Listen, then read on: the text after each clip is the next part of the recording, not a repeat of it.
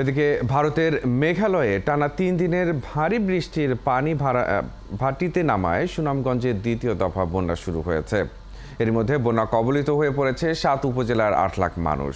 বিভিন্ন সড়ক পানিতে ডুবে ব্যাহত হচ্ছে সড়ক যোগাযোগ। মঙ্গলবার দোয়ারা বাজারের আজমপুর খেয়াঘাটে নৌকা ডুবে নিখোঁজ হয় মা মেয়ে সহ একই পরিবারের ৩ জন। শামস শামীমের তথ্য ও ছবিতে প্রতিবেদন।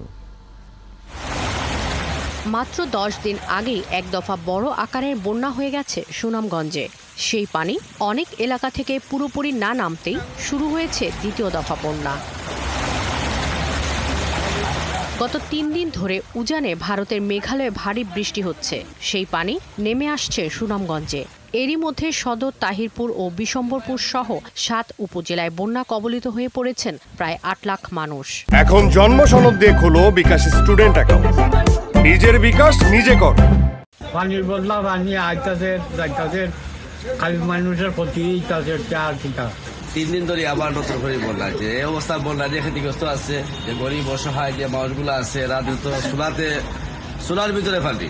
জেলা প্রশাসক জানিয়েছেন, বন্যা দুর্গতদের জন্য আশ্রয় কেন্দ্র খোলা হয়েছে।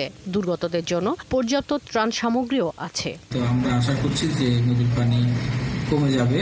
আমাদের প্রয়োজনীয় প্রস্তুতি রয়েছে। আমাদের প্রায় ২১৯টি আশ্রয়কেন্দ্র প্রস্তুত রাখা হয়েছে। এর মধ্যে কিছু আশ্রয়কেন্দ্রে মানুষ উঠেছে। আমাদের পর্যাপ্ত ত্রাণ রয়েছে। এদিকে পানিতে ডুবে গেছে সুনামগঞ্জ তাহিরপুর সড়কের সূত্রখোলা অংশ। এতে বন্ধ হয়ে গেছে জেলা সদরের সাথে তাহিরপুরের সড়ক যোগাযোগ। এছাড়া সদর, ছাতক, দোয়ারা বাজার ও জামালগঞ্জের অনেক অভ্যন্তরীণ সড়ক ডুবে গেছে। আগের বন্যা তো পানি হয়েছে, এই বন্যা তো অনেক পানি। বাড়ি ঘরে পানি টানি একবারে অবস্থা খারাপ। ধান চাউল দিতে আছে নষ্ট হয়ে গেছে। আগে বন্যা হয়ে গেছে, আমরা ঘরে ধরে পানি উঠে গেছে। ওখানে আবার পানি আইছে, আমরা ক্ষতি। মঙ্গলবার জোয়ারা বাজারের আজমপুর খেয়াঘাটে নৌকা ডুবে নিখোঁজ হন মা মেয়ে সহ একই পরিবারের ৩ জন। জেলায় বিপদসীমার ওপর দিয়ে বইছে সুরমা নদীর পানি। শাকিলা শম্পা, ৭১।